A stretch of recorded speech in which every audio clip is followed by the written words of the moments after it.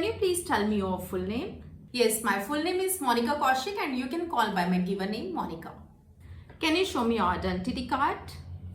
Yes, here is my identification card. Thank you.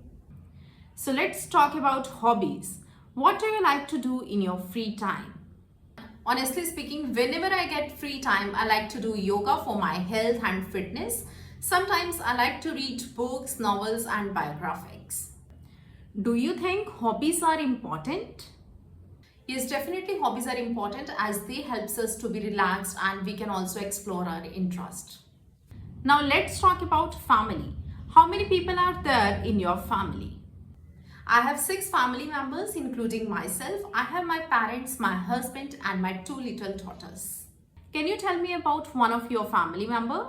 Sure, I'll talk about my 5-year-old daughter Thailand. She's very creative, very naughty and very caring too. She really takes care of her little sister Inaya.